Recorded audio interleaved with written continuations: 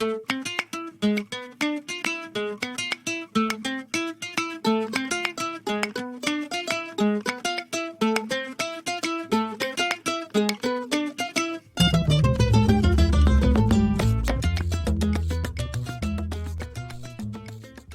mon pompon. Oh oh oh, c'est Noël et comme tu as été très sage pompon, aujourd'hui je t'ai préparé un épisode un peu spécial puisque je ne serai pas seule à bord de ce vaisseau. Et non, je ne te parle ni de Disciplus Pompex ni de Kachi, mes passagers habituels. Pour une fois, j'ai fait appel à une collègue sophrologue afin de me prêter main forte en 2 domaines. D'abord, grâce à son expertise sophrologique, des fois ça fait du bien d'avoir d'autres points de vue, d'autres façons d'aborder la même problématique. La sophrologie, ça se construit aussi avec la réception de celui ou celle qui la pratique.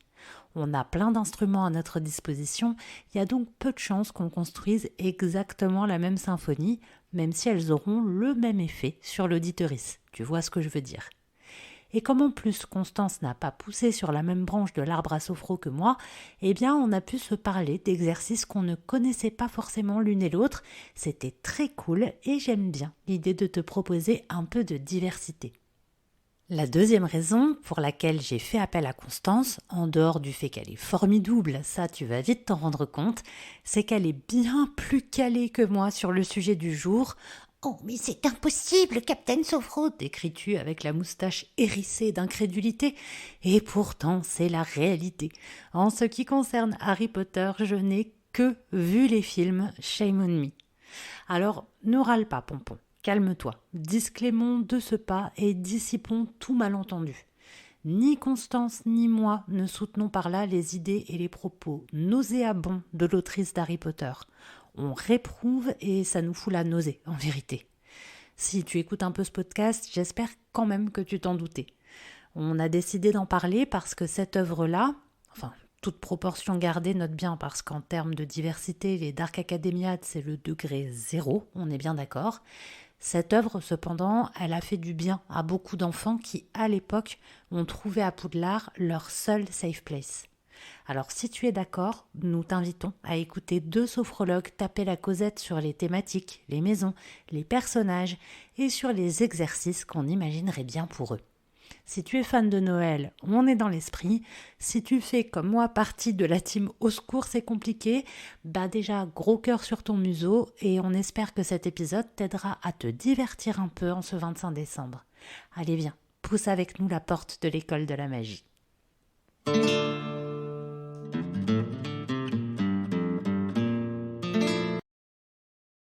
Pour ce qui est de mon rapport avec Harry Potter, moi, comme chacun sait, je suis une vieille personne. Donc quand les livres sont sortis en France, en tout cas, moi j'étais un peu à la limite de l'âge concerné. C'est-à-dire que l'âge des lecteurs correspondait plus ou moins à celui de Harry. Et moi, j'étais déjà en bac/étudiante à l'époque où c'est sorti. Du coup, c'est pas vraiment une excuse parce que j'ai des camarades qui l'ont bouffé avec grande joie. Mais moi, je suis passée un peu à côté à ce moment-là. Et du coup, j'y suis retournée quand les films ont commencé. Et ça a été mon petit rendez-vous systématique. C'est pour ça aussi que j'y ai pensé comme épisode de Noël. Je sais même pas si ça sortait à cette période-là en vrai, mais pour moi, c'était vraiment la petite célébration annuelle d'aller voir Harry Potter avec les copains et copines. Et puis, du coup, je déteste lire des bouquins une fois que j'ai regardé les films parce que ça me pourrit complètement mon plaisir de lecture. Ça me bloque complètement l'imaginaire et l'accès à ce que moi je pense des personnages. Je dis pas que je le ferai jamais, parce que je vois bien pour tous les gens que je côtoie et qui aiment Harry Potter à quel point dans les films, et c'est normal, il y a énormément de choses qui n'ont pas été exploitées ou mal exploitées, ou voilà. Mais pour le moment, je suis vraiment restée que au film, honte à moi. Mais voilà, mais par contre, ouais, ça a été une vraie sucette annuelle. Alors avec des hauts et des bas, il y a des épisodes que j'ai pas kiffé du tout, il y en a que j'ai adoré. Voilà, mais je sais pas, il y a un truc qui m'a quand même accroché fort dans cet univers-là et que je suis rentrée dedans, quoi. Et toi, du coup, t'as découvert quand, à quel âge, comment t'es rentrée dedans? Alors moi j'ai la chance d'avoir deux grandes sœurs qui sont un peu plus grandes que moi évidemment et qui avaient déjà commencé à lire Harry Potter Ouais. et elles ont adoré et vraiment elles ont insisté pour que je lise les livres. Moi qui étais une énorme lectrice déjà en primaire quoi. Genre je passais ma vie à lire. Et du coup j'ai commencé à les lire, je pense que je devais avoir 9-10 ans Ouais. et c'était bon quoi. Mm. Ah ouais, bah oui. Je suis un peu plus jeune que Harry, mais de pas beaucoup au final. Et du coup, ça a accompagné mon Mm. enfance. Et en plus de ça, mon enfance était pas bien drôle et même plutôt difficile. Mm. J'ai vécu beaucoup de harcèlement à l'école, dans ma famille, c'était très compliqué. Et du coup, pour moi, ça a été un refuge énorme. Et quand je dis un refuge énorme, c'est que je pense que je passais mes journées en déréalisation, en fait, et que le Ouais. soir, quand j'allais me coucher, je, je, me, je fermais les yeux et je m'imaginais vivre dans cet univers-là, quoi. Bah ouais. Donc je pense que il y a une partie de mon cerveau pour qui c'était la réalité en fait. Ouais. C'était vraiment un mécanisme de survie. Et s'il n'y avait pas eu ça, ça aurait été peut-être une autre histoire. Mais là, dans ma réalité, ça m'a sauvé la vie, quoi. Voilà. Mm. Du coup, malgré les différences d'opinion que j'ai avec l'autrice, c'est Mhm. un univers auquel je suis très attachée parce que Mm. c'est vraiment hyper important dans mon histoire en fait. Et, euh, et voilà, c'est vraiment la seule œuvre que j'ai du mal à balancer à la poubelle avec l'autrice ou Ouais. l'auteur ou Ouais. l'artiste. Mm. Et voilà. Ouais, oui, mais t'es pas la seule en plus à expliquer exactement ça, ce Mm. truc d'avoir eu le sentiment d'être sauvé et d'être sorti de son quotidien Mm. dans cet univers-là. Et je pense que ouais, il y a vraiment un truc qui a compté fort fort avec cette œuvre-là pour beaucoup d'enfants qui l'ont Mm. pris ben, à l'âge où on peut pas trop se libérer autrement, finalement. Je pense qu'il y a un truc qui est très fort dans cette saga, c'est le côté que ça pourrait être réel, Ouais. parce qu'on pourrait être des moldus en fait, enfin ça pourrait être réel. Donc je pense que c'est pour ça que ça a autant marché, autant imprégné Oui, toutes ces générations. Et ouais, ouais. moi je trouve ça drôle de travailler en lycée et que les jeunes qui ont 10 ans, enfin ouais, 10 ans de moins que moi soient Ouais. encore hyper imprégnés de tout ça quoi. À fond, hein. Mais je pense qu'il y a Ouais. quelque chose qui parle justement beaucoup à ces âges-là. Et puis, comme tu dis, en plus, il y a là pour le coup le côté très intelligent, je trouve, d'avoir flirté avec deux genres. Mm. Parce qu'on n'est pas complètement dans du fantastique au sens où c'est pas, on quitte très vite le monde des moldus, même s'il y a des rappels de ce Mm. monde-là régulièrement. Mais je veux dire, l'essentiel, c'est partir ailleurs, dans un monde où la magie existe, où c'est autre chose. Mais pourtant, il y a ce rappel au monde réel qui, comme tu le dis très bien, fait que ça pourrait. Mm. Et C'est ça. c'est pas comme de l'héroïque fantasy pure où dès le départ on est ailleurs dans un autre monde qui a d'autres règles, d'autres créatures, etc. Là c'est un entre-deux qui est vachement intéressant je trouve parce que bah, justement ça a permis je pense et ça permet encore à beaucoup de lecteurs et lectrices d'entrer dedans comme si c'était chez eux et comme si Mm. c'était C'est clair. possible d'avoir cette porte-là. Donc c'était ouais, c'était hyper astucieux ça d'un point de vue littéraire. Mm. Ça marche d'en faire. Ok, alors du coup, moi je le sais, mais peux-tu nous dire à quelle maison tu appartiens? Alors moi, d'après le test sur Pottermore. Je fais partie de la maison Pouf Souffle et ça me correspond ultra bien. Ouais. Parce que je suis pas une personne courageuse. Bon, je suis une personne intelligente, mais passer ma vie à étudier, ça me saoule en fait. Et ouais, non, les valeurs de Pouf Souffle me vont très bien, ça me correspond vachement.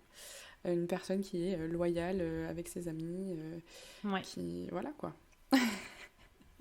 Ben, moi aussi, j'ai une moitié pouf souffle et l'autre serre d'aigle, mais ça, c'est l'histoire de ma vie. J'ai toujours les fesses entre deux chaises.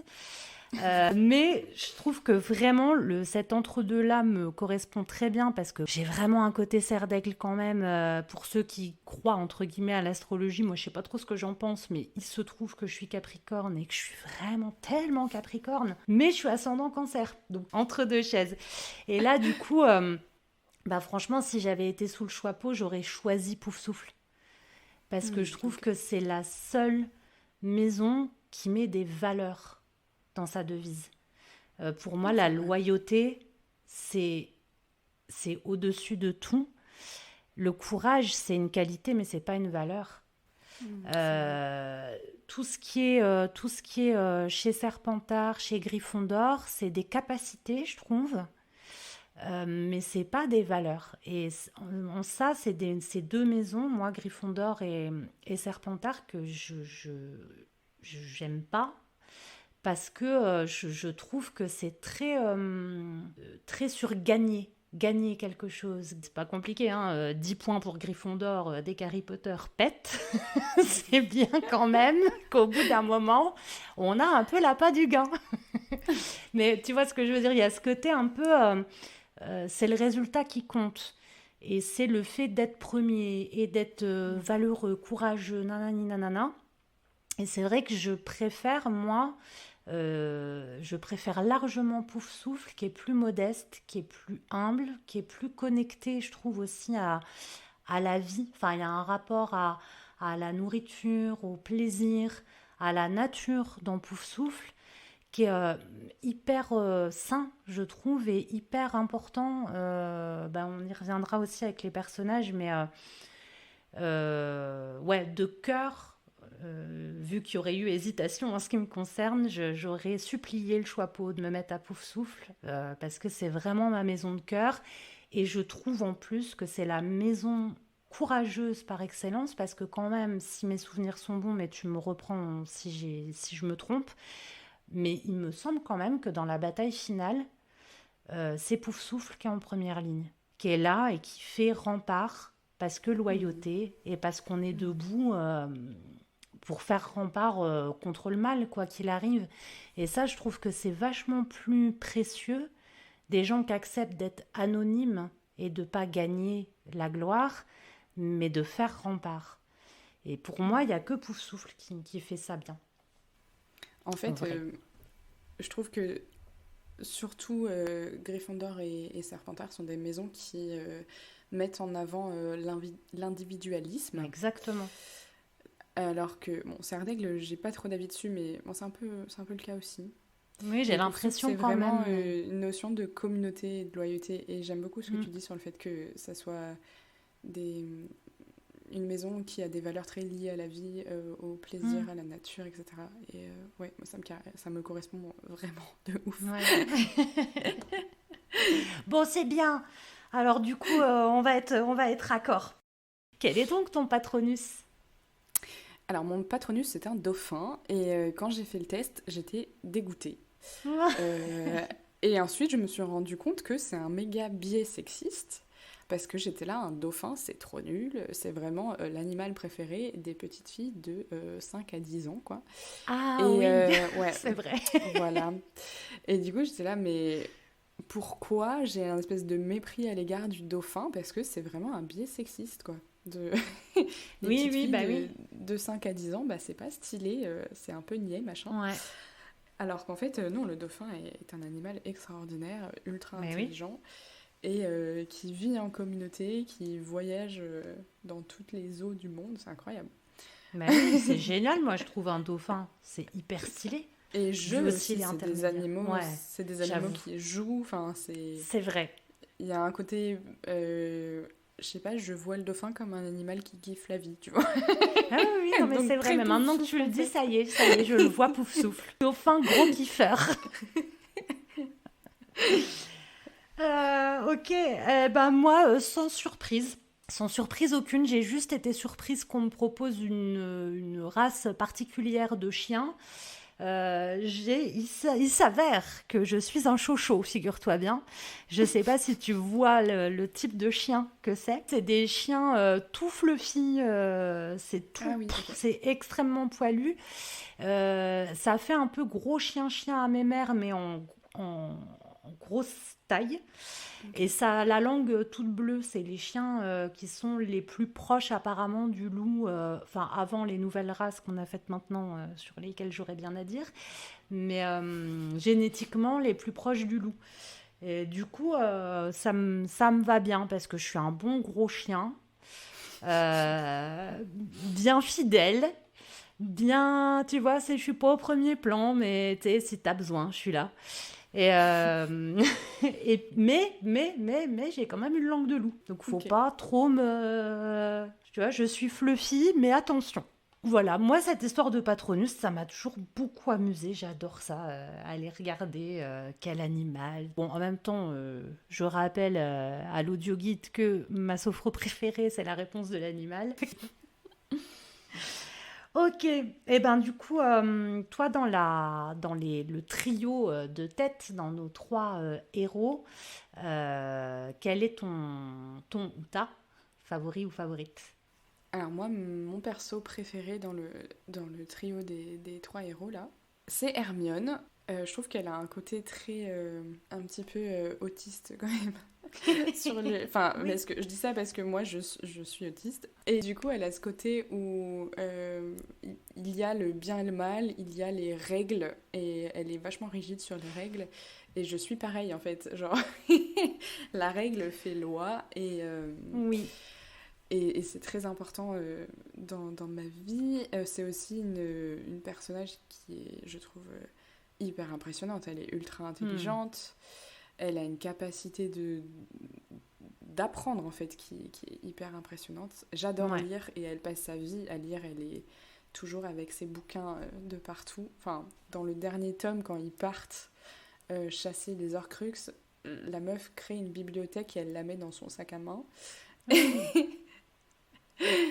Et voilà, elle est géniale. Et c'est aussi une...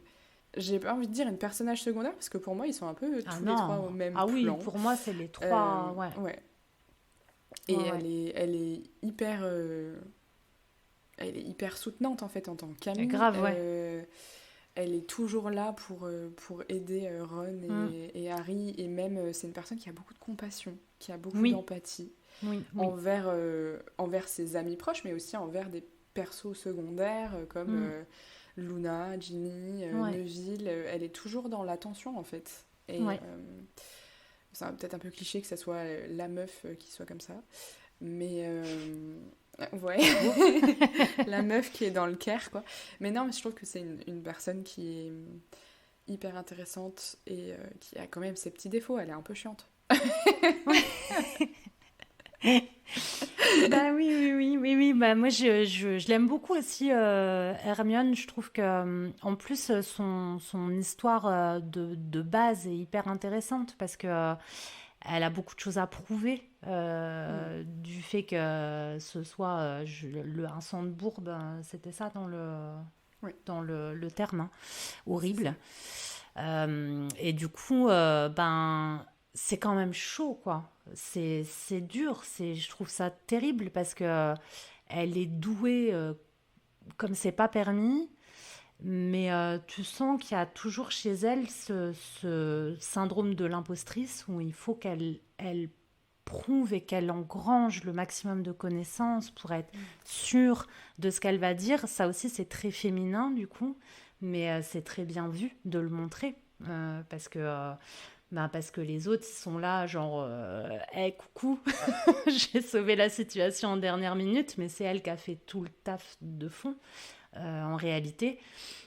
Et c'est aussi pour ça que j'ai pas pu le mettre en personnage préféré, parce que du coup, il y a des moments où je me dis, ouais, franchement, t'es patiente, hein. T'es patiente, meuf. Franchement, moi, j'aurais pas la patience. C'est fou. Enfin, je veux dire, il y a quand même des fois où c'est littéralement elle qui a fait tout le taf. Mais bon, c'est pas elle qui rafle le... Alors, elle le fait pas pour ça, on est d'accord, mais c'est... Moi, ça me hérisse. Et puis elle est toujours heureuse de la réussite des autres, en fait. Elle Mais est oui, toujours heureuse pour Harry, alors qu'en fait, elle se tape toute la charge mentale tout le temps. bah oui. Donc, elle est remarquable et elle a cette qualité que je n'ai pas toujours de se réjouir fort sincèrement alors que t'as fait tout le taf. Mais bon. Et Et à côté de ça, elle reste la meilleure élève. Elle a ouais, toujours les meilleures notes, tout ça, quoi. ben ouais. Et elle a du mal à être enlevée de cette position quand dans le tome 6... Ah oui, parce que moi, du coup, ma référence, c'est plutôt les livres que les Oui, oui, films. bah oui, oui. Ouais, oui, bah bien sûr. Mais dans le tome 6, quand Harry trouve le livre de potions du prince de Sang-Mêlé, Oui, il devient super fort en potions et il détrône Hermione de sa place d'élève parfaite. Elle ouais. le vit très très mal. Bah oui. Et ça la saoule vraiment fort, Mm. quoi. Bah oui, oui, oui, mais je trouve que c'est ça, c'est aussi ça qui est touchant dans ce personnage-là, c'est elle est vachement prisonnière aussi de cette injonction qu'elle s'est mise à être la meilleure Mm, dans tous les domaines scolaires, entre guillemets, c'est ça. et de jamais vouloir avoir le premier plan, entre guillemets, dans la vraie vie. Et bon, c'est une belle métaphore, dirons-nous. Bah, elle a besoin... Oui, c'est clair, ça représente vachement... C'est un peu stéréotypé de la femme, quoi. Oui, ah oui, ah oui, ah Et oui. elle a quand même besoin de reconnaissance et elle trouve sa reconnaissance et la validation en fait Oui, au c'est ça. niveau scolaire. Mm, mm. Et on n'oublie pas que le besoin de reconnaissance et d'appréciation, ça reste un besoin primaire pour les humains. Enfin, Oui, c'est oui, oui, hyper oui, important. absolument. Et Et d'ailleurs, c'est un sujet qui est vachement présent chez les trois personnages en fait, je trouve.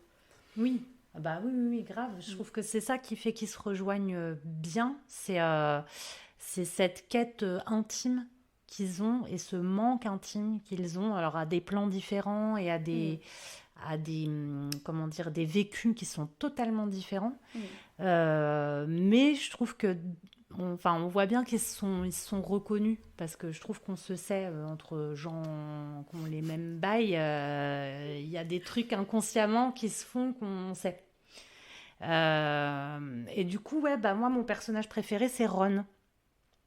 Même si j'ai du mal à tolérer à quel point il est relou avec Hermione par moment. Mais Ron, je l'aime. Alors, Ron, je le trouve pouf souffle de ouf pour le coup. Mais comme Hermione et Serdaigle de ouf, enfin voilà, je pense qu'elle a fait en sorte d'avoir quand même des stéréotypes des autres maisons rassemblés là dans ce groupe à Gryffondor. Mais Ron, je trouve il est tellement le gars qui est full valeur, d'une modestie folle, qui est toujours le gars qui se considère, c'est pas le héros, c'est pas le meilleur, c'est pas on dirait qu'il se définit toujours par le négatif de ce qu'il n'est pas. C'est pas le premier, c'est pas le plus beau gosse, c'est pas le meilleur sportif, c'est pas le meilleur élève, c'est pas.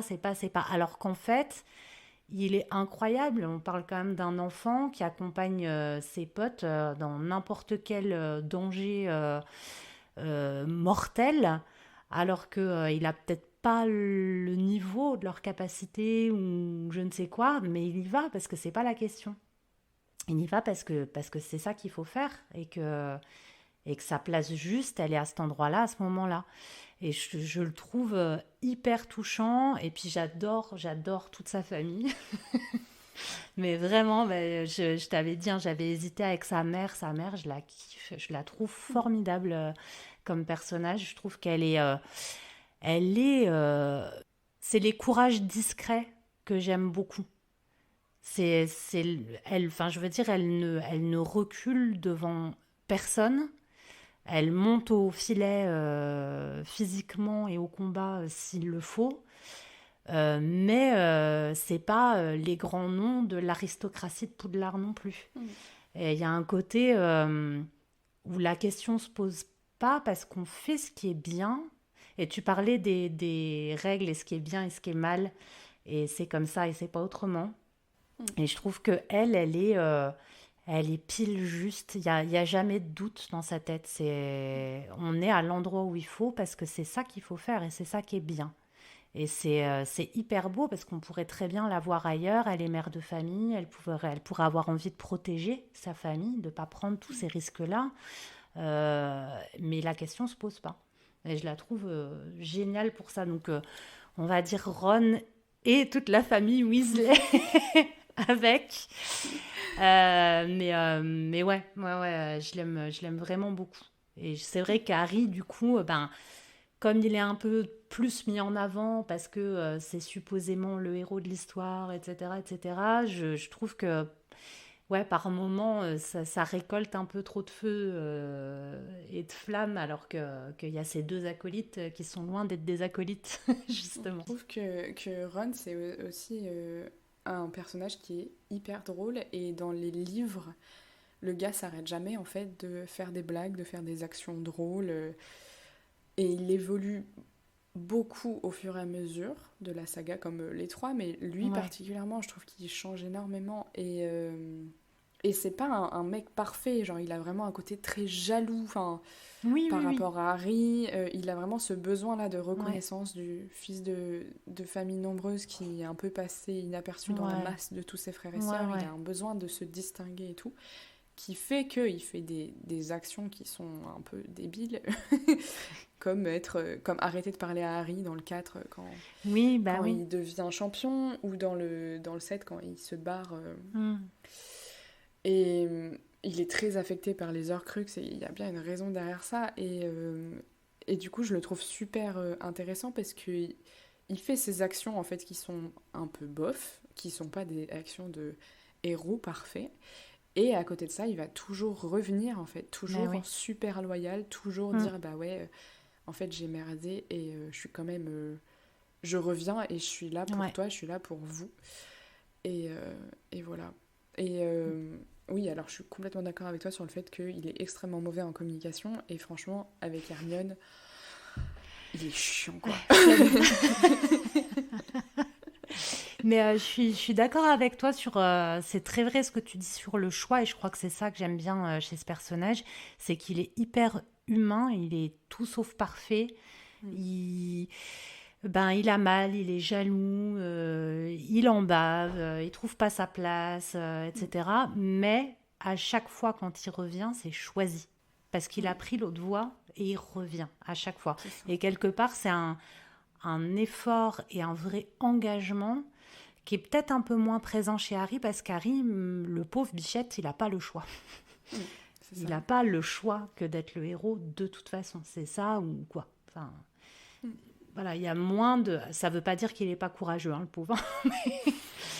Mais je veux dire, dans l'idée du choix, il ne l'a pas. Alors que Mm. Ron l'a complètement, il prend d'autres voies plein de fois, tu l'as bien dit. Et c'est ça qui me touche vachement, c'est tout d'un coup, quand il a le temps de se refroidir et de se poser, son choix, c'est d'être là, quoi qu'il Parce que si arrive. tu le compares avec Malfoy, qui est genre ultra Hmm. jaloux de Harry, Ouais, Malfoy, lui, il fait toujours le choix jusqu'à la toute fin, en fait, ouais, des livres, enfin de la saga. Il fait toujours le choix d'être jaloux et de rester dans sa jalousie oui, et de faire des coups dans le dos, de faire des actions méchantes, alors ben oui. que Ron, comme tu dis, il fait le choix Hmm. d'être bon en fait et d'être Ouais, loyal et malgré ce qu'il ressent. Et c'est vachement chouette. ouais. Oui, tu as raison de comparer les deux en opposition comme ça, Mm. c'est très juste.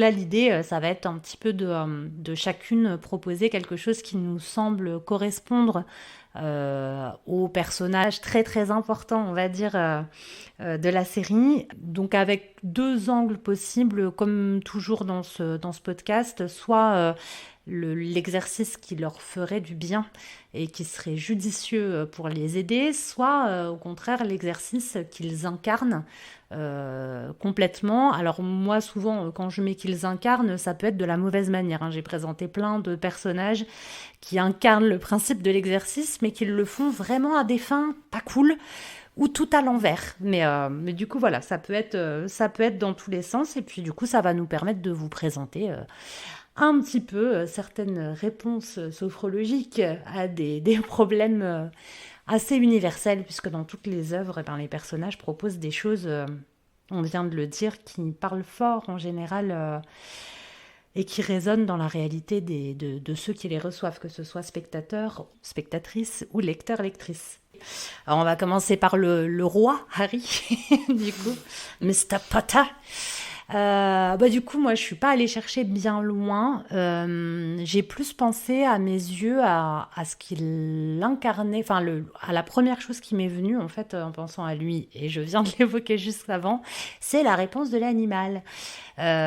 Pourquoi ? Parce que moi, j'avais été charmée par l'apparition du Patronus du cerf, pile au moment où c'était judicieux que ça apparaisse.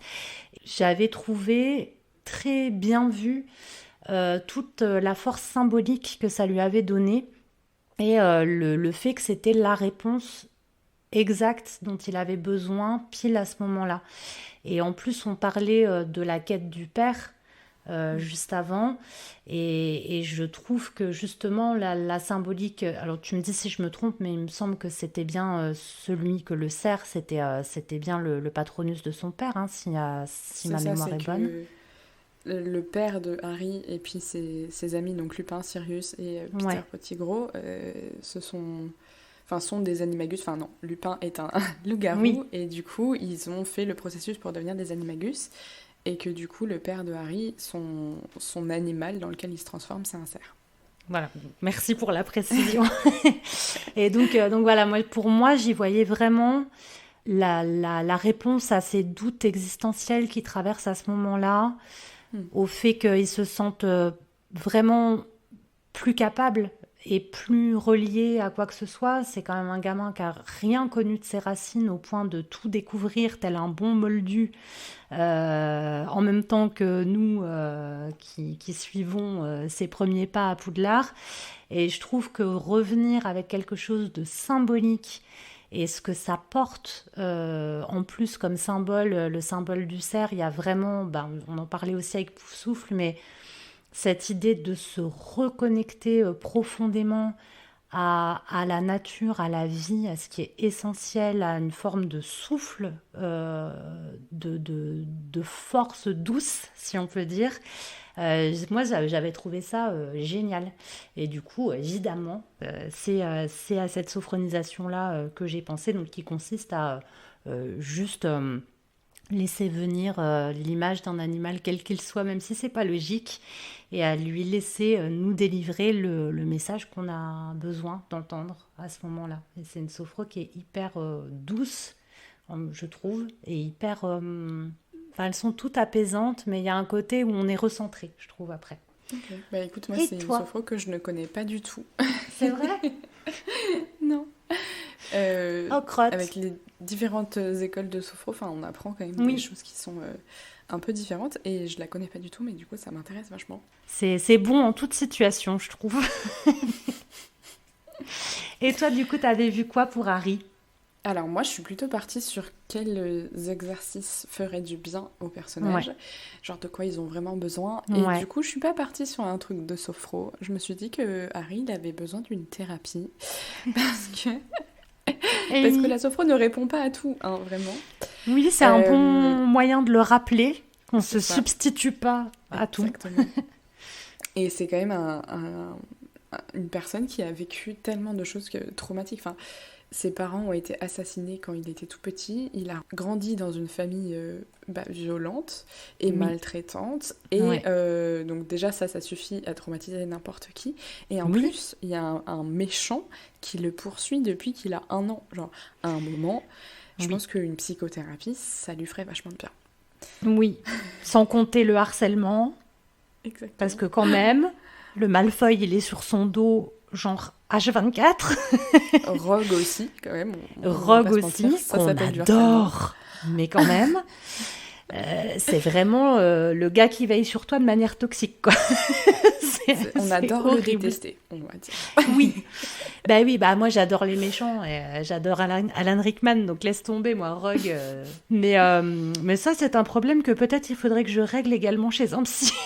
Ok, oui, lui je te rejoins complètement. C'est vrai que là pour ce pauvre Harry, ce qui lui ferait du bien, c'est une psychothérapie en effet, parce que il y a du Mais boulot. ça reste une personne qui est incroyablement résiliente, parce que Ouais, malgré tout son vécu, je trouve qu'il garde une droiture en fait qui est hyper Mm. impressionnante. Ouais, Quoi qu'il se passe, il est hyper loyal à ses valeurs.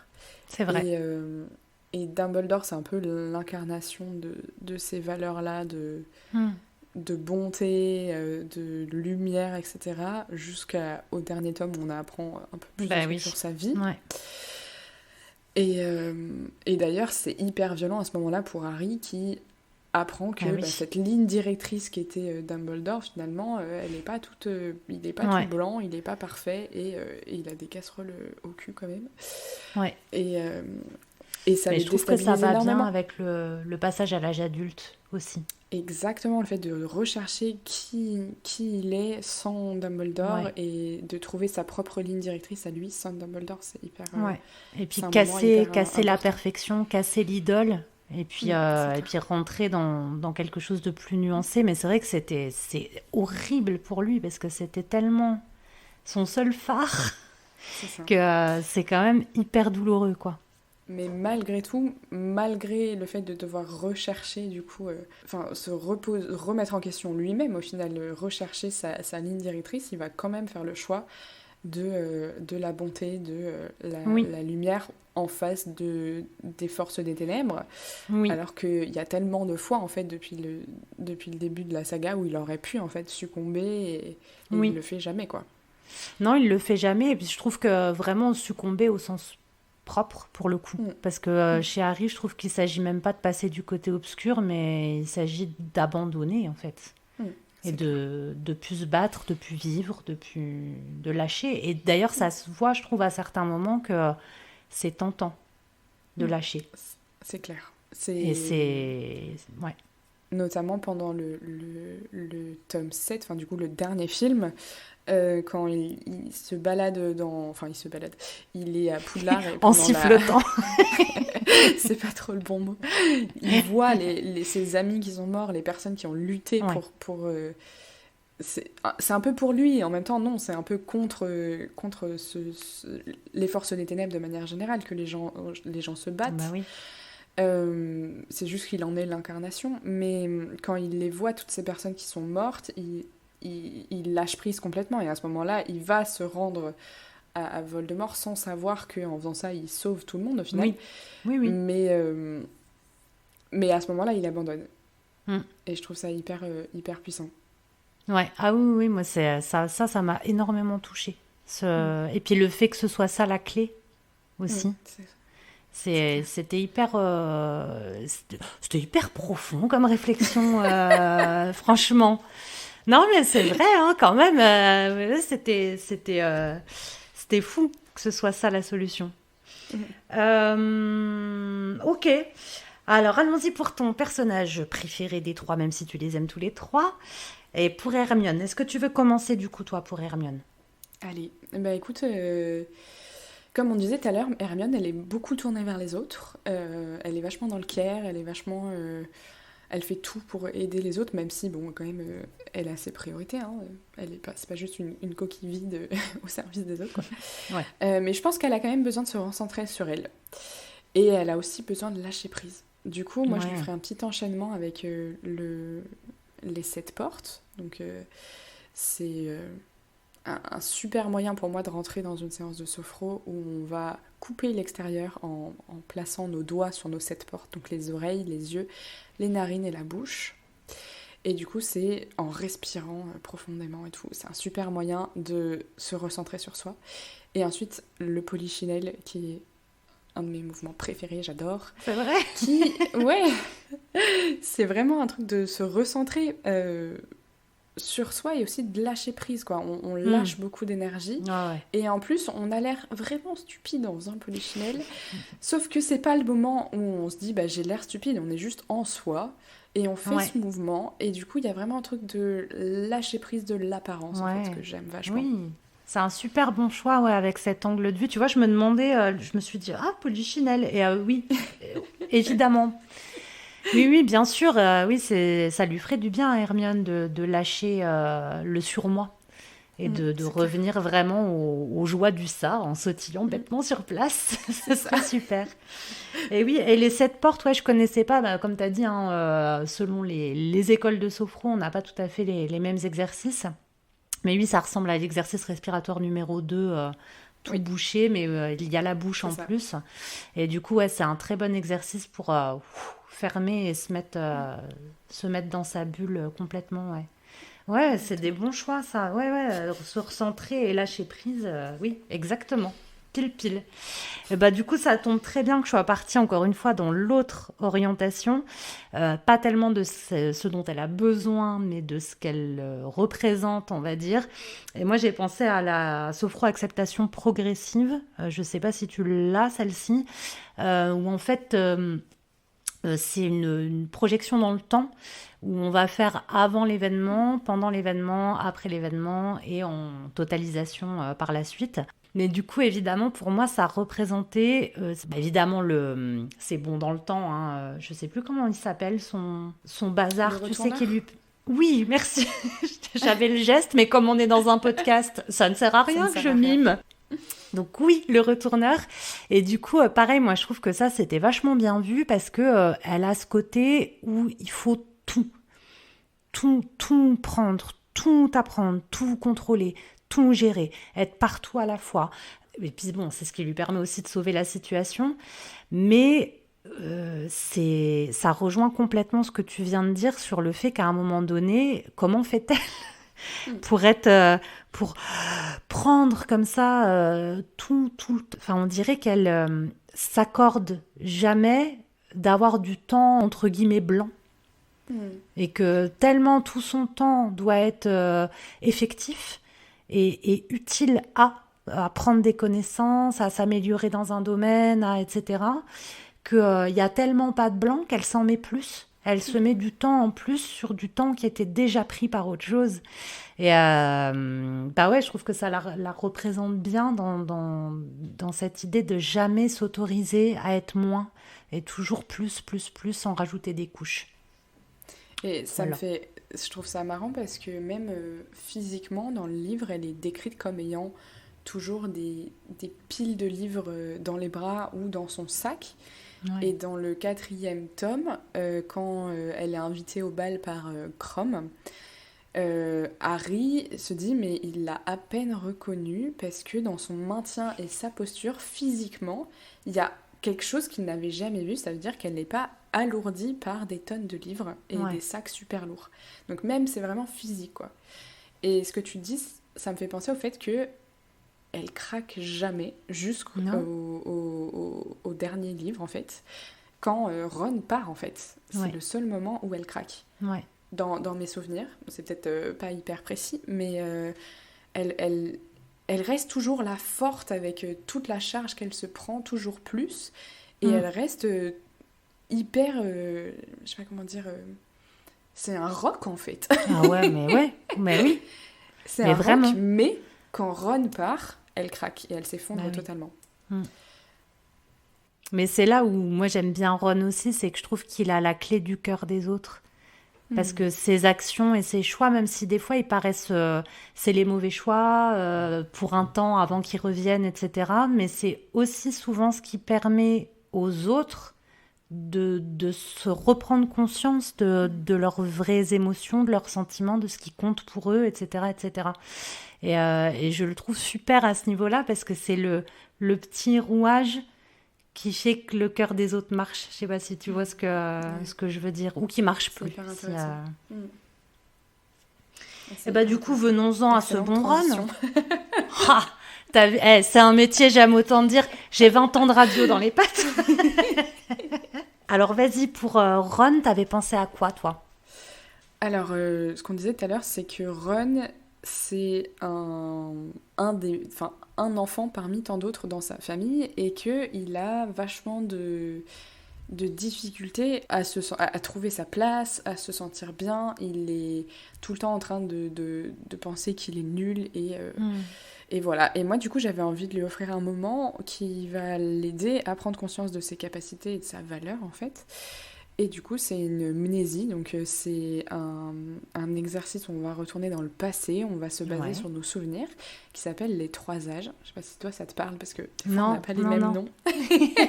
Mais je suis intéressée, du coup. Ok.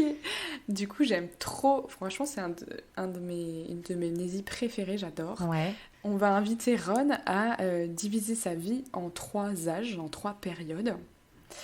Et il va se mettre debout et puis il va faire un pas en avant et rentrer dans le premier âge de sa vie. Et on va l'inviter à laisser venir à lui en fait un souvenir d'un apprentissage. Donc un moment où il a appris quelque chose et il a mis en place des compétences, des capacités pour apprendre en fait. Et ensuite on va l'inviter à faire la même chose en faisant un pas en avant et en entrant dans le deuxième âge de sa vie. Et ensuite dans le troisième âge. Et c'est vraiment une mnésie qui permet de se baser sur ses souvenirs pour prendre conscience de sa capacité. Et j'aime trop en fait, tu ressors de là et tu te dis ok, il y a tout ça derrière moi, j'en suis là aujourd'hui et il y a tout ça que j'ai en moi que je sais faire.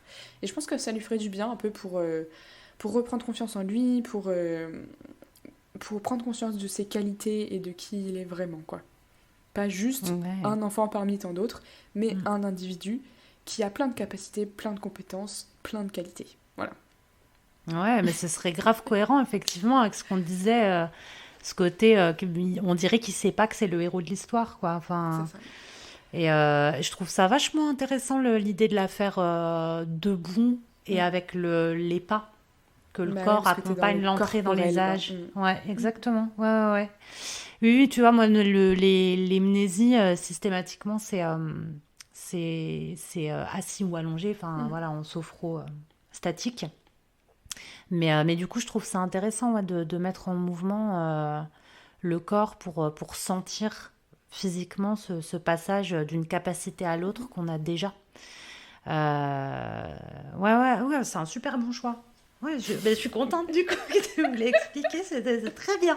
Ça me plaît beaucoup. Ouais, du coup, bah, moi, sans grande surprise et parce que, à mes yeux, Ron ferait un excellent pouf souffle, je lui avais mis une sophro-présence des valeurs parce que je trouve que il a largement de quoi puiser, même si effectivement lui se sent noyé dans cette famille nombreuse. Malgré tout, cette famille lui a donné des valeurs de ouf. Parce qu'on n'a pas parlé du père, mais le père, il est trop chou aussi, avec son obsession pour les moldus. Il a une ouverture d'esprit incroyable, il est curieux de tout, il est jamais... parce que j'y repensais, on y reviendra, mais même Hagrid, que moi j'adore, j'aime de tout mon cœur, parce que moi aussi je suis un ours de la forêt et j'aimerais être pote avec, avec des gros chiens. Mais même lui, il peut pas s'empêcher par moments d'être un peu, méprisant dans les castes. Et je trouve que ça, le père de Ron, il le fait jamais. Jamais, jamais, jamais. C'est un truc qui fait pas partie de son vocabulaire. Et du coup, je trouve que la sophro-présence des valeurs, elle serait super parce que ça lui permettrait de reprendre conscience que même si lui se sent pas forcément toujours placé, en fait, il a un ancrage hyper puissant sur ce qui est la conscience de ce qui est juste et de ce qui est bien. Et c'est sa grande force. Et je me disais que s'il arrivait à en reprendre conscience, à se le réapproprier, il saurait à quel point c'est un héros de premier plan. Et pas un gars lambda. Même si c'est très bien d'être un gars lambda aussi. Mais voilà, pour moi, il représente tellement le cœur et les valeurs choisies que c'est l'exercice avec lequel je le voyais le plus. Allons-y pour les autres, en dehors du trio, si tu veux bien. Avec Rogue, qu'on adore détester, c'est un personnage que moi j'ai adoré avant de savoir ce qu'il en était, où il en était réellement, même au début où on nous le présente comme one of the bad guys direct, etc. Parce que tout de suite on nous le présente comme un personnage qui est troublé et souffrant. Et c'est comme ça qu'on va le présenter jusqu'au bout. C'est ce qui est très beau chez ce personnage-là, c'est qu'il a renfermé son mal. Même, j'irais même jusqu'à dire il a gardé son mal comme dans un reliquaire pour en faire quelque chose une espèce de ligne de vie. Et en faire le transcender en une mission. Cette douleur-là. Alors c'est hyper beau littérairement parlant, c'est hyper joli. Ça en fait un personnage qui est romantiquement magnifique, mais c'est un personnage qui se nourrit de souffrance et de sa propre souffrance au lieu de l'évacuer et qui en fait son identité au lieu de passer à autre chose, de pouvoir s'autoriser à aimer autre chose, autrement. Je veux dire, même Harry qui le protège, il le protège sans arriver à l'aimer. Enfin, c'est terrible de se priver de vie à ce point-là et d'être déjà mort en réalité et de tenir le coup juste pour arriver à transcender son chagrin en faisant quelque chose d'un peu grandiose. Mais du coup, moi, je me serais dit tout simplement que se débarrasser de ce négatif-là avec une sophro-déplacement du négatif, où on va multiplier les irtères, respirer, bloquer, crisper, souffler pour que ça sorte et que tous ces points noirs qui n'ont rien à faire là sortent de lui, mais ça aurait pu être un personnage d'une lumière incroyable parce que comme on nous le présente plus jeune, il avait l'air d'avoir ce côté un peu mélancolique, mais un petit peu lumineux. Et je trouve ça terrifiant qu'il ait mis un voile noir sur cette lumière-là, qu'il ait porté le deuil toute sa vie et que rien n'ait été évacué. Donc voilà pour moi, pour Rogue. Je pense que t'es un peu biaisée du coup par le film. Ouais, sûrement. Sur Rogue. Et par mon amour pour Alan Rickman. Ouais, Alan Rickman était absolument magnifique quoi, dans cette série. Et dans les livres, il y a quand même une description de Rogue, si tu veux, qui est tellement peu romantique, du mec avec son gros nez, ses cheveux qui sont tout le temps gras, il est hyper méchant. Enfin, il y a une haine aussi qui éprouve Harry immédiatement envers Rogue et qui est distillée dans tous les livres jusqu'au bout, quoi. Jusqu'à ce qu'il tombe dans la pensive où Rogue a mis ses souvenirs et que finalement il commence à avoir de la pitié pour Rogue et la manière dont il a été traité par Sirius Black et James Potter. Et je pense que c'est peut-être le moment où le point de vue de Harry va un petit peu changer sur Rogue, mais cette haine, elle est toujours hyper présente.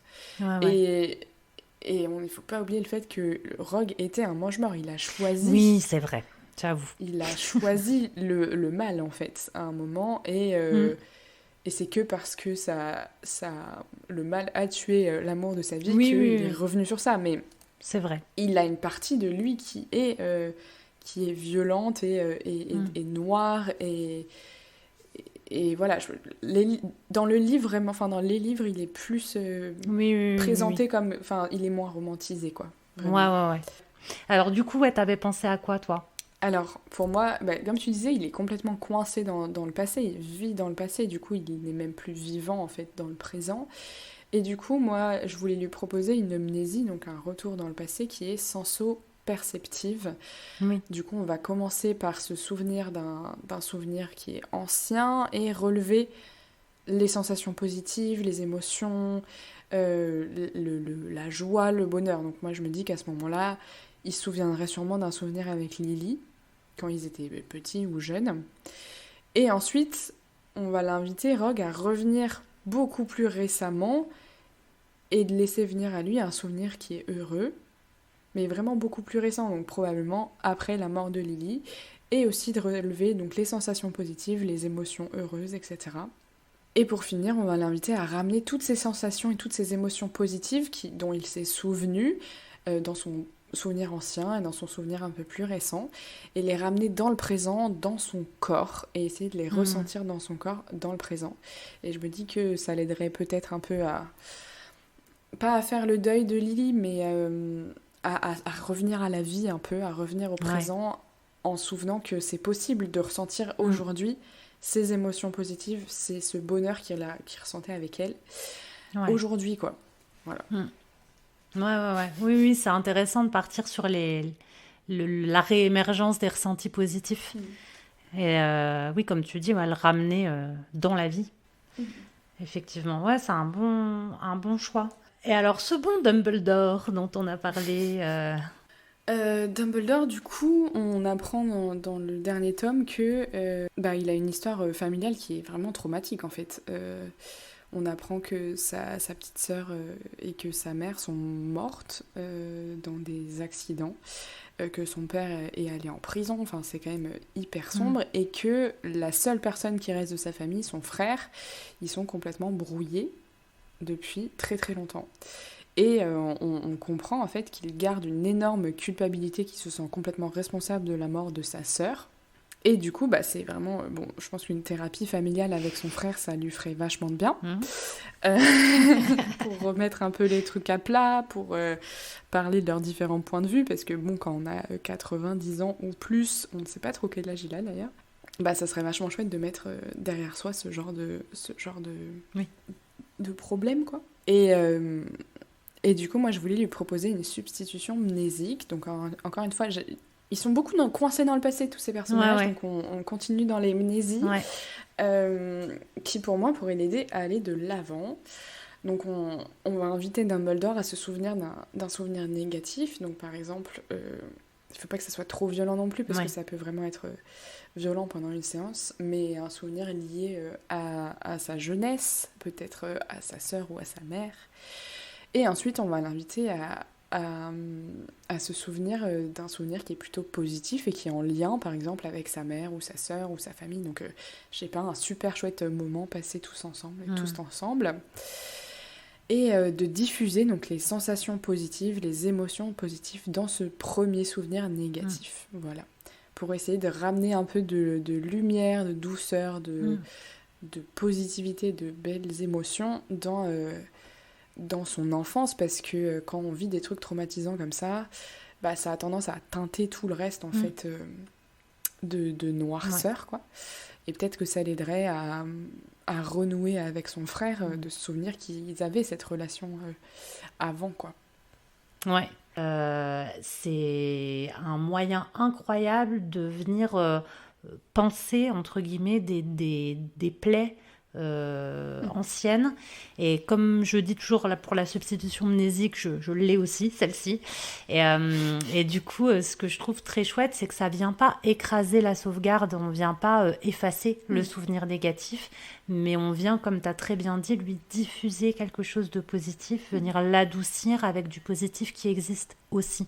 Et c'est vrai que c'est hyper réconciliant comme pratique. Ouais, c'est un super choix pour Dumbledore. Moi, n'ayant pas lu les livres, j'ai été beaucoup plus imprégnée par son image cinématographique, qui était, je pense, beaucoup plus légère de toute façon, et pas très creusée, pas très approfondie, je pense, par rapport au bouquin, visiblement. Mais du coup, moi, ce qui m'est venu tout de suite, c'était le voyage dans le cosmos, parce que je trouve que Dumbledore, il a toujours 6000 km au-dessus en termes de prise de recul.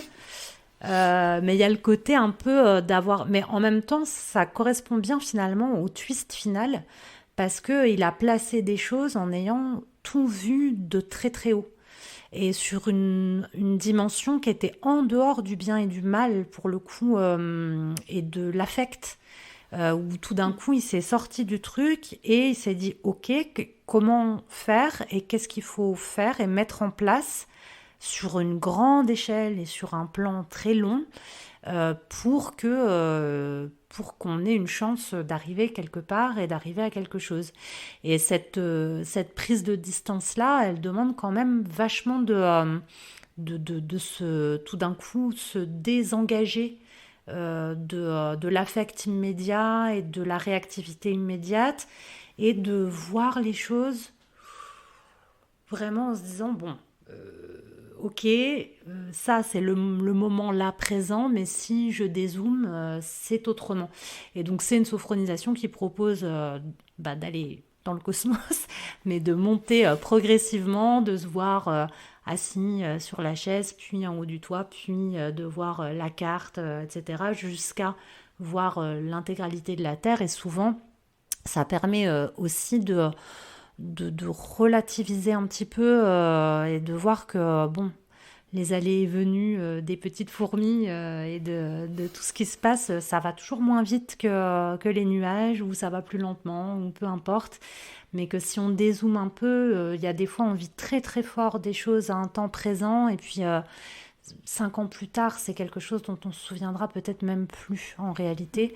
Donc c'est une sophro, je trouve, qui est vachement simple et efficace pour aider les gens qui en ont besoin, soit à lâcher du lest, soit à prendre les choses avec recul, à relativiser. Et puis je trouve aussi que ça correspondait bien à son côté un peu barré dans les étoiles, un peu ludique aussi, parce qu'il est ludique quand même, Dumbledore. Il est vachement... c'est un gros gamin quand même par moment. Enfin, je veux dire, c'est quand même pas le dernier à bouffer des bonbons crottes de nez. Donc c'est quand même étonnant pour quelqu'un qui a une si longue barbichette. Donc je trouve qu'il est toujours dans ce côté un peu à côté de ce qu'on attend. À côté on attend qu'il soit très sérieux, nanana. Bah non, en fait, il est gaulerie. On attend que ce soit un père de substitution. Bah non, en fait, c'est pas si simple. Il est toujours un peu un pas de côté, mais un pas de côté réfléchi, un pas de côté pas pour rien. Donc voilà, pour moi, c'est un petit voyage dans le cosmos pour l'ami Dumbledore, qui n'est pas non plus avare de points pour Gryffondor, et ça, il faudrait que ça cesse. C'est clair. Quand même, un sup. Le biais. Ok, passons à celui dont on ne doit pas prononcer le nom. Voldy, notre ami Voldy. Petit Voldy. Eh ben, écoute, vas-y. Alors, encore une fois, je ne suis pas partie sur ce qu'il faudrait au personnage, parce que ce qu'il faudrait au personnage, c'est la mort. C'est le seul traitement que je préconise personnellement. Bien que, évidemment, on n'est pas pour la peine de mort. Hein, je disclaime tout de suite. C'est une blagounette, évidemment. Et du coup, moi, j'avais pensé à une psychoplastie sophronique qui consiste à reprendre conscience de sa capacité de réparation et de régénération. Et je trouve que lui, je veux dire, bon, jamais il meurt déjà. C'est problématique. Tu crois il est parti, il n'est pas parti. Le gars est découpé en petits morceaux aux 4 coins de tout ce qui est possible de faire. Enfin, il a quand même une capacité à survivre, découper son être et à le décloisonner de manière à pouvoir se régénérer à tout moment. C'est quand même un truc de cinglé. Et du coup, je trouve qu'il incarne très bien cette sophro-là où tout d'un coup, tu prends conscience de la capacité de petits bouts de ton corps à refaire le taf et à se réparer, se régénérer, se transformer, etc., etc. Voilà, moi j'étais très basique sur l'ami Voldemort. Alors moi, du coup, je suis encore partie sur... Mais de quoi Voldemort aurait donc besoin? Eh bien, tu es bien bonne. Ouais, parce que c'est un peu compliqué de se dire qu'on va aider cette personne. Je J'avoue. pense que pareil, c'est quelqu'un qui a vécu des petits traumas du fait d'être orphelin et de grandir dans un orphelinat. On rappelle que l'amour, l'affection et le besoin de sécurité sont des besoins fondamentaux C'est pour vrai. les êtres humains. Et que si on n'a pas ça pendant notre enfance et notre petite enfance, c'est traumatisant de ouf. Ouais. En dehors de ça, on se souvient aussi que Voldemort, dès son enfance, et quand Dumbledore est allé le chercher à l'orphelinat, était déjà un gros connard en fait. Et en même temps, on se souvient que c'est un descendant de Salazar Serpentard, qu'il y a beaucoup de consanguinité du coup chez les sangs purs, et que je pense que ça n'a pas aidé à son cerveau à être tout bien, tout parfait. Étonnamment, chez les sangs purs, on se marie entre soi. C'est fou. Du coup, moi, je voulais lui proposer une petite mise en place du regard extérieur. Donc, c'est un exercice qui est vachement chouette où on va imaginer que nos yeux sont dans nos mains et on va ensuite écarter nos mains de notre corps et du coup essayer d'imaginer notre corps avec ce point de vue-là. Je pense que déjà il se rendrait compte qu'il est bien moche et ça lui ferait peut-être... Pardon. ça l'aiderait peut-être à se remettre en question parce que le fait de découper son âme en 7 Horcrux, apparemment ce n'est pas un bon choix esthétique. Et ensuite, du coup, j'aimerais bien lui proposer une vivance des valeurs fondamentales de l'être. Alors moi, c'est un truc que j'ai jamais réussi à faire pendant ma formation, mais que je trouve quand même super chouette. On est loin dans la sophro, on n'est plus juste dans la sophro qui aide à reprendre confiance en soi, à ramener un peu de bien-être dans sa vie quotidienne, mais on est plus dans le développement personnel et l'introspection, on est vraiment plus loin. Et du coup, c'est une vivance qui va permettre de se poser les questions, qui est méditative en fait. Pendant cette méditation, on va se poser les questions de quelles sont mes valeurs fondamentales au niveau de mon humanité, de comment de ma groupéité, donc comment je suis, quel individu je suis au sein du groupe, etc. Et ça interroge sur la place aussi. Exactement. Ouais. Et clairement, il a un petit problème avec ça, donc peut-être que ça lui ferait un peu de bien. Ouais, c'est une bonne idée, ouais. Alors, avant de passer à nos personnages respectifs préférés, passons à l'affreux Jojo numéro 3, qui a harcelé joyeusement Harry pendant toute sa scolarité. L'inénarrable blondin insupportable, celui qui fait les mauvais choix, contrairement à Ron, à savoir Drago Malfoy. Alors moi j'ai insisté pour qu'on mette Drago dans notre J'en suis ravie. Parce que on pouvait pas faire un podcast sur Harry Potter sans qu'il y ait Drago Malfoy. J'avoue. Et du coup pour moi Drago c'est vraiment le sketch en fait, c'est un stéréotype du bad boy privilégié quoi. Le mec est riche, il est enfant unique, il fait partie de... c'est même pas juste riche, c'est l'aristocratie en fait des sorcières et des sorciers. Et il est au centre du monde de sa maman et de son papa, alors que Harry n'a pas de parents et qu'il est seul, qu'il est pauvre, qu'il est pauvre jusqu'à ce qu'il se rende compte qu'il a plein de thunes.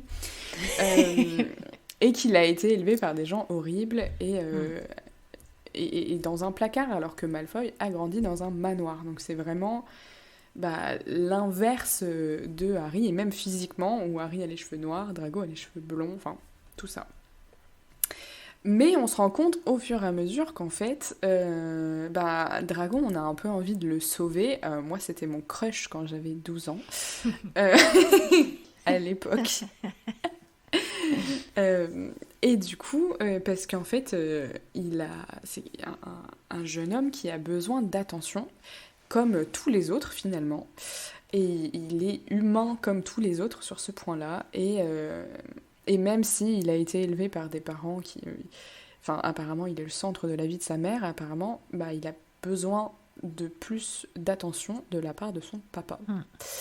N'empêche que, malgré le fait que, apparemment, tout n'est pas rose pour Draco, même si on en a l'impression, il a quand même fait le choix d'être dans la haine et le harcèlement au quotidien, contrairement à d'autres personnes qui vivent les mêmes choses au final, et qui choisissent le camp de la loyauté et de la bonté.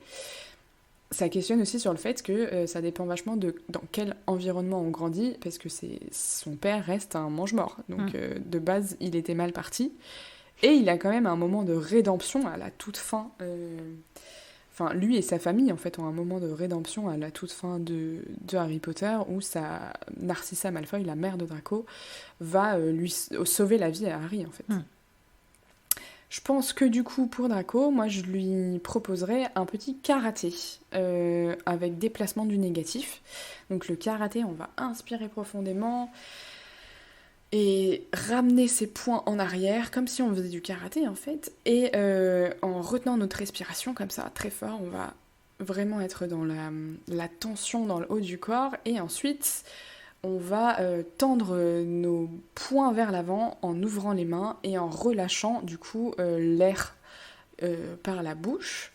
Et moi j'aime bien dire aux personnes que j'accompagne de relâcher aussi le son. Je trouve que du coup c'est un super moyen de s'exprimer parce que inviter le son dans la sophrose c'est vraiment génial, j'adore. Et puis j'aime bien l'utiliser aussi pour déplacer le négatif. Donc en inspirant et en fermant mes poings, je vais ramener tout le négatif là dans mes mains. Et ensuite en expirant, en relâchant du coup la tension et le son, on va expulser tout le négatif. Ça lui permettrait du coup de s'exprimer sur les choses qui ont l'air compliquées dans sa vie et de relâcher un peu toute la haine qu'il a pour les autres. Et pour lui-même, je pense, petit grave. peu finalement. Oui, je pense. Il serait pas si jaloux, sinon.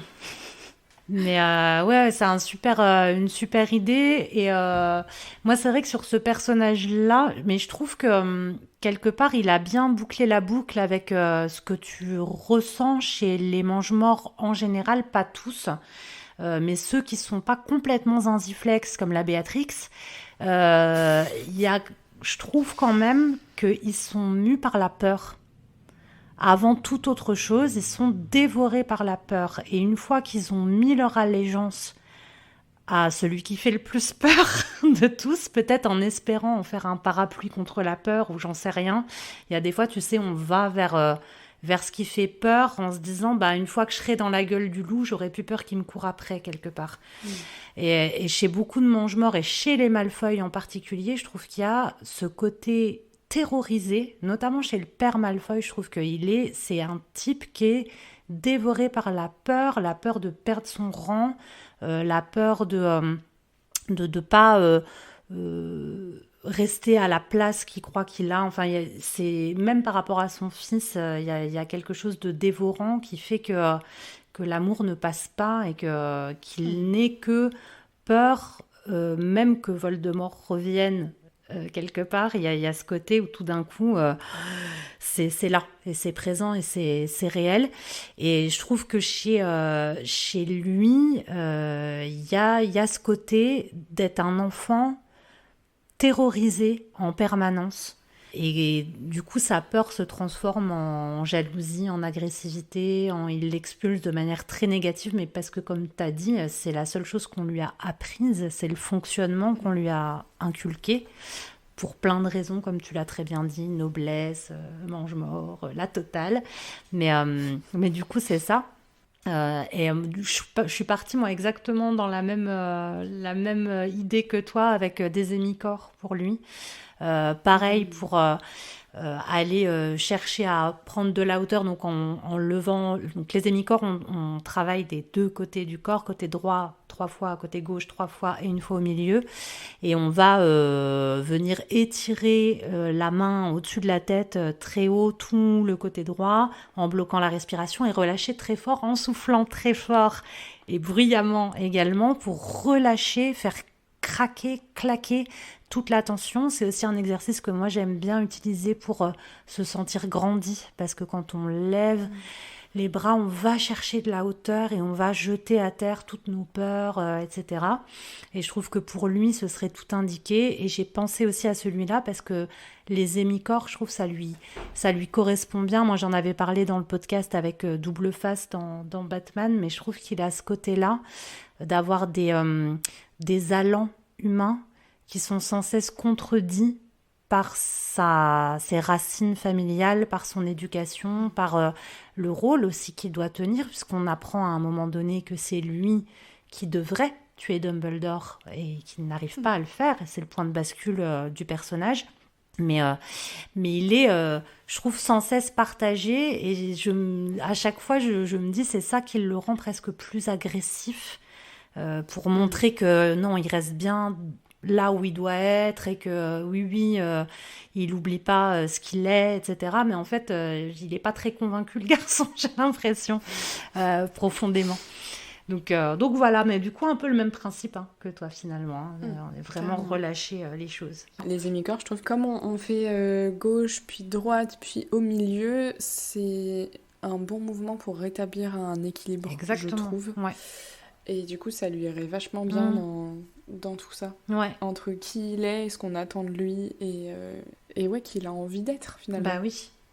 Oui, exister avec son prénom et pas son nom de famille, au final. Et puis, il nous reste plus qu'à passer à nos personnages préférés. Je te laisse commencer. Il y a plein de personnages secondaires que j'aime beaucoup. Il y a Tonks notamment, qui dans le livre est une personne hyper drôle, hyper loyale aussi, qui est super forte, c'est une aurore, enfin elle a trop la classe. En plus elle a le pouvoir de se métamorphoser, de changer ses cheveux et son nez. Ça c'est grave classe. Et autant on la voit pas trop dans les films, autant dans les livres elle est absolument géniale. C'est aussi une personne qui est très maladroite et tout. Enfin voilà.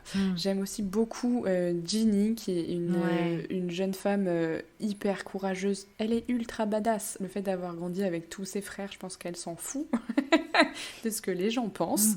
Et du coup, elle est fougueuse, elle est hyper intelligente, elle est hyper douée. Enfin, elle est géniale. Et elle a zéro problème à occuper de l'espace, à prendre sa place. Et en même temps, elle est dans la compassion, elle va être amie avec des personnages qui sont un peu moins pétillants et moins Gryffondor, en fait, j'ai envie de dire, comme avec Neville et avec Luna. Et Luna Lovegood, c'est vraiment mon personnage préféré. Ouais. Parce qu'elle est hyper chelou. Elle est hyper chelou, elle vient d'une famille hyper chelou, enfin son père est vraiment complotiste à fond, donc c'est un peu particulier. Puis on apprend qu'en fait sa maman est décédée dans un accident quand elle était petite, et encore une fois, il y a encore ce trauma familial qui est ultra présent chez tellement de personnages, à part les Weasley au final, qui sont une famille vachement stable avec des parents, tout va bien. Moi ce que j'adore chez Luna, c'est qu'elle est hyper authentique. Elle se connaît très bien. Elle est vraiment elle-même tout le temps. Elle a confiance en qui elle est. Elle ne va pas chercher à être quelqu'un d'autre. Et elle a confiance en ce qu'elle croit. Enfin, elle est jamais démontée dans ses croyances un peu cheloues par la rationalité d'Hermione ou de n'importe qui. Elle va continuer à apporter des radis en boucle d'oreille, quoi que disent les autres. Vraiment, elle s'en fout, quoi. Elle reste elle-même, quoi qu'il se passe. Je trouve que c'est hyper puissant comme positionnement, et d'autant plus chez une personne aussi jeune, parce que on l'oublie facilement parce qu'on s'identifie au personnage, mais ce sont des enfants puis des ados, et c'est quand même des périodes de vie qui sont compliquées, surtout quand on vit dans un château avec plein d'autres ados. Moi je travaille dans un internat, dans un lycée, et franchement c'est difficile de prendre sa place, d'être soi-même, c'est vraiment une période qui est compliquée, quoi. Absolument. Du coup, je l'admire fondamentalement pour qui elle est et sa manière d'être et sa liberté d'être qui elle est, et de s'en foutre de la mode et de ce que les autres disent, en fait. Elle a quand même une tendance à être vraiment tête en l'air, donc elle rêvasse, elle perd toutes ses affaires. Encore une fois, je trouve que c'est une personne qui est vraiment très codée neuroatypique. Donc évidemment, je Ouais. m'identifie à elle, voilà, exactement. Et du coup, je lui proposerais une rotation axiale. C'est un de mes mouvements préférés en Ouais. plus. Moi Je pense que aussi. c'est un peu un mouvement de steaming pour les personnes neuro A de base, le fait de se balancer ou de faire des rotations, etc. Mhm. Les rotations axiales, ça l'aiderait vraiment à s'ancrer dans le moment présent, à revenir dans son corps quand elle est un peu à l'ouest. Et ça l'aiderait, je pense, à être encore plus une personne et une sorcière merveilleuse. Voilà. Ouais, c'est super pour elle. Et je suis contente que tu en aies parlé parce que moi, c'est un personnage qui m'a beaucoup plu, mais je sais il a été plus que sous-exploité dans les films pour avoir discuté avec tous les gens autour de moi qui ont lu les livres. Mais du coup, je suis ravie que tu l'aies choisie parce que elle est chère au cœur de bien des gens avec qui j'ai discuté. Donc, je suis très contente qu'elle ait été représentée dignement. Alors, moi, j'ai beaucoup hésité. Comme j'ai dit tout à l'heure, j'avais pensé à la maman de Ron que j'aime beaucoup, beaucoup, à Hagrid que j'aime beaucoup, beaucoup, à Dobby où j'ai versé un océan de larmes et pourtant Dieu sait que je l'avais vu venir. Mais vraiment, vraiment, mais tout, à tout moment. Rien que la petite tête de Dobby suffit à ce que je chiale comme un veau.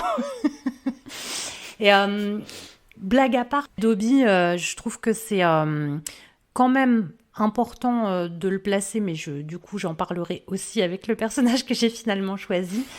Mais on est quand même dans un monde de caste où le mépris des moldus est énorme, où il y a de la noblesse qui tient quand même encore beaucoup le haut du pavé, où des insultes sont proférées régulièrement pour les sangs de bourbe, donc ceux qui ne sont pas issus de parents eux-mêmes sorciers. Il y a quand même tout ça de nauséabond qui est bien placé, je trouve, et bien montré. Et on est aussi dans une société où l'esclavage existe et où les elfes de maison ne sont pas libres par définition, et où moi, la libération à base de chaussettes de Dobby, j'ai chialé tel un petit bébé, et j'ai chialé pendant bien une demi-heure quand Dobby est décédé, car vraiment, j'étais là, no, tout le monde, mais pas Dobby. Mais bon, donc j'aurais pu le prendre lui, et puis finalement, en discutant, je me suis dit que j'allais finalement me tourner vers Rusard, qui est un choix, je l'avoue, particulier.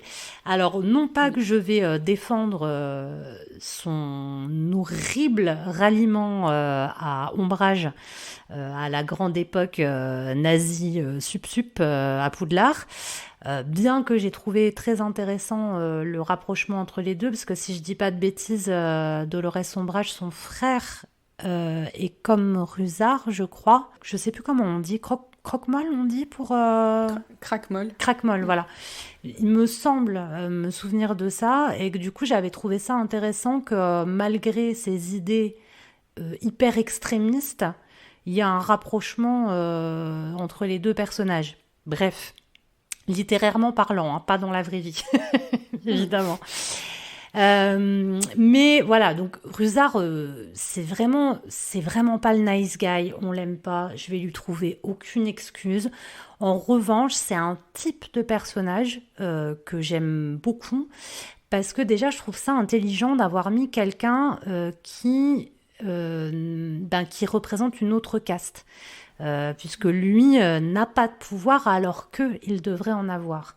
Et ça, ça dit quand même quelque chose d'intéressant quand tu es issu d'une famille où il y a tel code, peu importe lesquels, qui sont placés, telles attentes, tel type de réussite qui sont toujours présentes, ne pas être valide aux yeux de cette famille-là et du monde dans lequel tu as toujours évolué, c'est quand même compliqué de trouver sa place. Je pense que c'est pas pour rien du coup qu'il est autant attaché au suivi de la règle, du respect d'eux, etc. C'est comme s'il devait prouver que quand même il est quand même au-dessus des moldus, wesh. c'est pas le premier venu non plus. Mais je trouve qu'il y met vraiment... Il fallait qu'il mette sa personnalité quelque part, et du coup, dans le respect de la règle, et vérifier que les élèves sont dans leur chambre, et il faut que les choses se fassent, nanana. Je trouve que d'un point de vue d'écriture de personnage, c'est très bien vu, même si il est sympathique à 0 moment, sauf avec sa chatte, puisque tout de même... Mais c'est vrai, tout le monde s'en fout, tout le monde lui fait la misère, etc. Mais lui, il aime sa chatte quand même, Mystaigne, qui a l'air d'être une sacrée chipie. Mais voilà, mais du coup, je trouve que c'est un personnage hyper touchant juste sous cet angle-là, et c'est pour ça que je lui ai mis, moi, un prana. Parce que, moi, la représentation que j'en ai, c'est toujours avec son chat dans les bras, et on dirait que c'est la seule chose qui lui donne une contenance, la seule chose qui lui apporte de l'amour, du réconfort, de l'assurance, etc. Et dans le mouvement du prana, c'est exactement ce qu'on cherche, c'est ramener quelque chose de doux, de réconfortant de l'extérieur vers l'intérieur, et de le serrer presque fort contre soi. C'est un exercice que j'aime aussi beaucoup, comme les rotations axiales, parce que je le trouve très doux et très presque enfantin. Il y a presque l'idée de ramener un doudou contre soi. Et du coup, voilà. Et chez cet affreux rusard qui n'a sa place nulle part, qui est un affreux Jojo, qui se rallie au pire des fachos au moment où c'est la crise, je trouve que cette exploitation du chat systématiquement dans les mains, et c'est la seule chose qui compte, et il l'aime quand même de tout son cœur, je trouve que ça ramène quand même un petit peu d'humanité fondamentale au milieu de tout ça. Et puis je trouvais que son rôle symbolique était quand même important à placer. Voilà. Donc c'est pas tant que je l'aime lui, mais je trouve que c'était bien que ce rôle-là existe. Je trouve que ce qui est intéressant aussi, c'est de parler des différentes sortes de violences qui existent. Par exemple, Ombrage, ça reste une sorcière qui travaille au ministère, donc qui est en position de pouvoir, Ouais. qui est violente parce qu'elle est haineuse et oppressive, etc. Et que Rusard, finalement, c'est une personne qui est oppressée dans cette société-là, et qui va plutôt être dans une violence qui est réactive. Oui. Que oui, il est méchant, et oui, c'est pas une bonne personne, mais cette violence, elle est en réaction, parce que forcément, toute la violence oppressive qu'il a subie toute sa vie, ça fait pas des chamallows, c'est plutôt l'inverse, ça va ressortir sous une autre forme de violence. Mais c'est ça, oui. Puis du coup, c'est vrai que cette espèce d'adoubement par la représentante de cette espèce de rigidité supérieure des sorciers, c'est pas anodin non plus dans la construction du personnage. Ça lui donne une forme de validation du fait qu'il appartienne à ce monde, quoi. Ouais, exactement.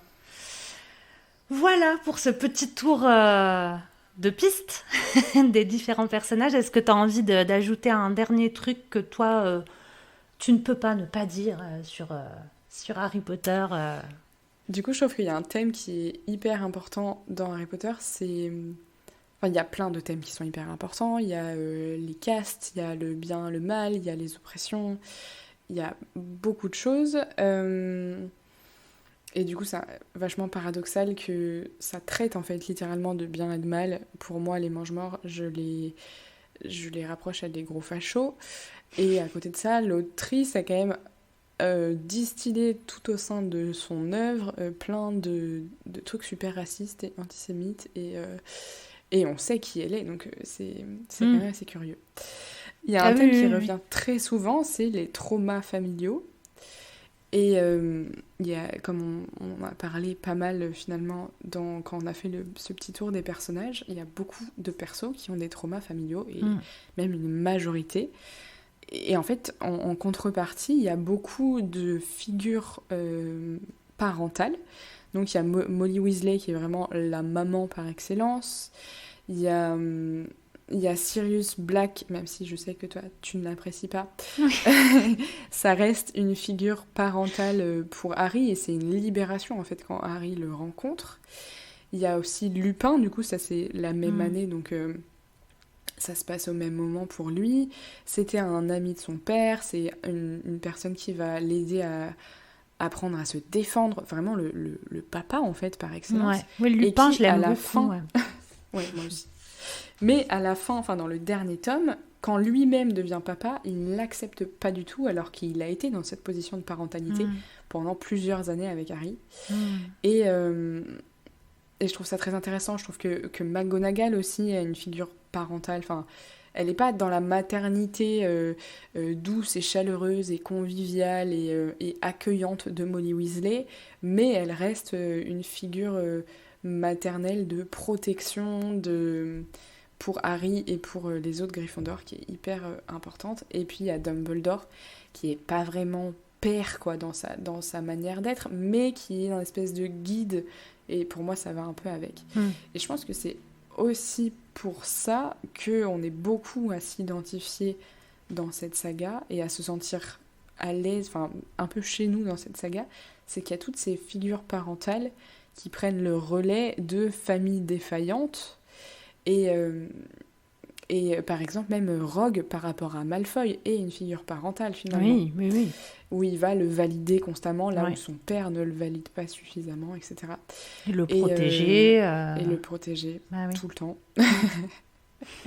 Et je trouve ça super intéressant parce que y a tout un truc de famille choisie, en fait, dans cette saga, où la famille de Harry devient ses amis, devient la famille Weasley, devient toutes ces figures parentales, alors que sa famille biologique, soit ses parents sont décédés, soit son oncle et sa tante, vraiment c'est pas la panacée, quoi. Et c'est super intéressant tout ce thème-là de famille choisie, et il va même épouser Ginny et vraiment faire partie littéralement de la famille Weasley à la toute fin. Et voilà, je pense que c'est un aspect qui fait que c'est une saga qui est feel good pour beaucoup de personnes, quoi. Voilà. Bah ouais. Ah ouais, je suis tout à fait d'accord avec toi. Moi, ce que j'aime par-dessus tout dans cette saga, mais encore une fois, parce que je l'ai prise, j'étais déjà presque adulte, c'est comme je disais tout à l'heure, c'est vraiment la thématique de la peur et de comment tu la vis, tu la prends, tu réagis avec. Et je trouve que c'est des choses qui sont très bien égrenées au fil de l'œuvre. Voilà, soit tu t'en rapproches pour essayer de l'éviter, soit t'abandonnes et t'acceptes de t'y livrer parce que tu vois plus comment faire autrement, enfin, je trouve que c'est très bien. Et c'est aussi quelque chose qui est devenu extrêmement sombre très vite. Parce qu'on part sur un univers vraiment presque de conte, très enfantin, haha hi hi ho ho, c'est rigolo, on mange des bonbons crottes de nez, c'est sympa. Et puis real quick, ça tourne sombre, quoi. Même rien que la prison, enfin, elle est incroyable, la construction de cette prison-là. Je trouve que il y a vraiment, c'est vraiment l'image de l'enfer. Avec un tourment complet qui est vachement, c'est vachement intéressant aussi. Et puis des trackers qui sont une personnification de la peur même, quoi. Exactement. Et voilà, il y en a pour tous les goûts. On pourrait en discuter pendant des heures, c'est quasiment ce qu'on a fait. Je te remercie beaucoup de t'être prêtée au jeu. Alors oui, permets-toi. Allez, une petite dernière anecdote qui est vraiment personnelle. Alors, c'est pas vraiment en lien avec la saga, mais moi, pendant très longtemps, je faisais des rêves où j'étais censée faire de la magie. Et dans mes rêves, genre, j'étais une personne, une sorcière ou un truc comme ça, que j'avais des pouvoirs magiques, mais dans mes rêves, je n'y arrivais jamais. Ça ne marchait pas. Et en fait, c'est extrêmement relou. Je me souviens avoir commencé ma formation de sophro. Et d'avoir fait pour la première fois un rêve où j'étais magique et pour la première fois, j'arrivais à jeter un sort. Oh. C'est génial. Et je me suis dit, la sophro, ça a libéré un truc, quoi. C'est génial. Le fait d'être moi-même, d'être qui je suis, Mais oui. ou de reprendre le pouvoir sur toute une narration et de reprendre confiance en moi, etc. Ouais. Voilà, donc la sophro, c'est magique finalement. C'est beau de terminer là-dessus. Mais c'est vachement cohérent, tu sais, parce que les rêves, on est en incapacité d'eux. Que ce soit d'utiliser la magie, où il y a beaucoup de gens qui font des rêves qui doivent s'envoler, mais ils n'arrivent pas à s'envoler. Moi, je faisais des rêves où j'ai pas le permis, hein, où je devais conduire. Et jamais de la vie, ça démarrait de toute façon. Puis pendant tout le long, j'étais là, de toute façon, tu sais, j'ai pas le permis. Donc bon, je vais me faire manger, du coup, parce qu'il y avait du danger derrière. Tous ces trucs-là, c'est des trucs de sentiments d'inadéquation entre ce qu'on attend de toi et la place que tu veux vraiment occuper. C'est ton incapacité à correspondre au regard attendu. Et du coup, je trouve ça hyper chouette que la sophro t'ait permis de te sentir à l'endroit qui était le tien. Du coup, c'est bien. Oh, c'est beau. On va terminer là-dessus, dis. Merci beaucoup, beaucoup, beaucoup de m'avoir apporté ton expertise potteresque ainsi que sophrologique. Je suis ravie d'avoir eu cette conversation avec toi. Écoute, merci de m'avoir invité, de m'avoir permis de blablater pendant des heures sur deux de mes passions.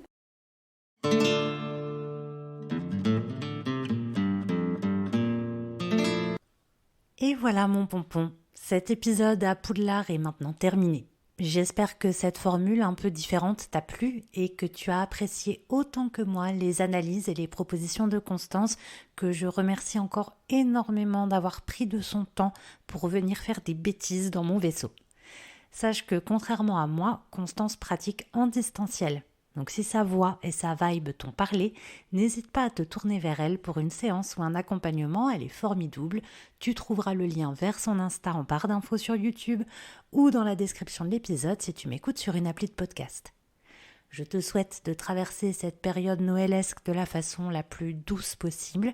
Gros câlin, Yves Consantivelli. Si c'est chaud pour toi, je te mets de côté une grosse fraise tagada vegan, tu la trouveras à ton retour pour te réconforter. Reviens donc la grignoter lundi prochain et d'ici là, n'oublie pas, respire, baisse tes épaules et relève le menton mon petit pompon.